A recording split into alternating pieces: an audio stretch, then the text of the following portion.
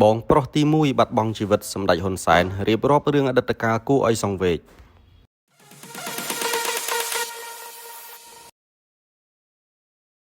បន្ទាប់ពីការបាត់បង់បងប្រុសទី2កាលពី3ឆ្នាំមុននៅពេលនេះសម្ដេចតេជោហ៊ុនសែនកំពុងជួបទុក្ខដ៏សែនធ្ងន់ម្ដងទៀតដោយសម្ដេចបានបាត់បង់បងប្រុសទី1ឯកឧត្តមហ៊ុនសានដែលបានបាត់បង់ជីវិតនៅថ្ងៃនេះធ្វើឲ្យសម្ដេចស្រណោះនិងបានបើកកកាយរឿងខ្លះគួរឲ្យសង្វេគ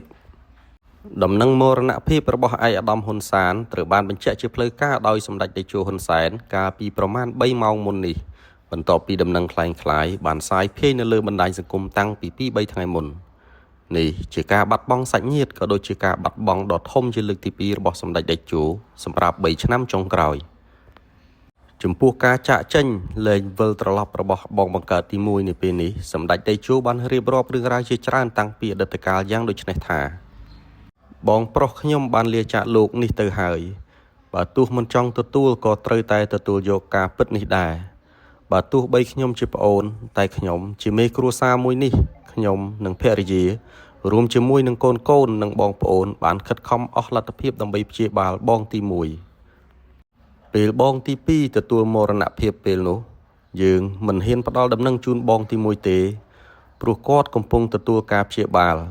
ដោយការវះកាត់នៅមន្ទីរពេទ្យនាទីក្រុងបាងកក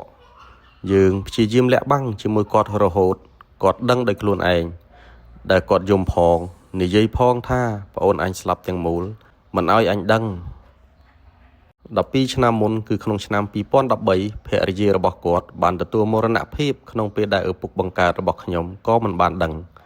រហូតដល់គាត់ទទួលមរណភាពព្រោះពេលនោះឪពុករបស់ខ្ញុំក៏កំពុងឈឺធ្ងន់ផងដែរលើកនេះបងទី1ទទួលមរណភាពភរិយារបស់ខ្ញុំដែលជាប្អូនថ្លៃបានដឹងតែមិនអាចមកទាន់ដង្ហើមចុងក្រោយបងទី1បានដែរសម្ដេចបានពោលបន្តដូចនេះថាបងប្រុសម្នាក់នេះបានលះបង់ច្រើនណាស់សម្រាប់ប្អូនគឺសុខចិត្តបោះបង់ចោលការសិក្សានៅអនុវិទ្យាល័យនាសម័យនោះមកជួយពុកម៉ែធ្វើស្រែចម្ការដើម្បីផ្ដល់ឱកាសឲ្យប្អូនពិសេសរូបខ្ញុំទទួលបានការសិក្សានៅភ្នំពេញបំណងធំរបស់បងទី1គឺធ្វើថៃផែនទីដែលពេលនេះហៅថាមន្ត្រីសូរិយោដីកើតចាស់ឈឺស្លាប់គឺជាក្រិតក្រមធម្មជាតិដែលមិនអាចជៀសវាងបានគួរបញ្ជាក់ថាកាលពីថ្ងៃទី5ខែឧសភាឆ្នាំ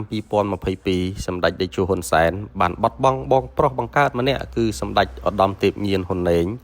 ជាបងទី2និងជាប្រធានគណៈកម្មការទី4នៃរដ្ឋសភាដែលបានទទួលមរណភាពដោយសារជំងឺគាំងបេះដូងក្នុងជនមាយុ72ឆ្នាំ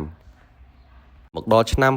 2025នេះសម្ដេចតេជោបានឆ្លងកាត់ស្ថានភាពដ៏លំបាកដោយលោកជំទាវគតិព្រឹទ្ធបណ្ឌិតឈឺធ្ងន់ដោយត្រូវវះកាត់បន្ទាន់ខណៈដែលបងប្រុសបង្អស់ក៏កំពុងស្ថិតក្នុងសភាពធ្ងន់ធ្ងរនិងមានហានិភ័យខ្ពស់បំផុតនេះបើតាមការជូនដំណឹងបន្តរបស់សម្ដេចតេជោហ៊ុនសែននៅលើទំព័រ Facebook ផ្លូវការរបស់សម្ដេចប៉ុន្មានថ្ងៃមុនមកនេះហើយទីបំផុតអ្វីដែលបំរុងនឹងកើតក៏បានកើតឡើងពិតមែនដោយគ្មាននរណាអាចហាមឃាត់បានឡើយខណៈសម្ដេចក៏បានត្រៀមចិត្តរួចរាល់ទៅហើយដោយដែលសម្ដេចបានពោលឡើងដូចនេះថាបើទោះមិនចង់ទទួលក៏ត្រូវតែទទួលយកការពិតនេះដែរ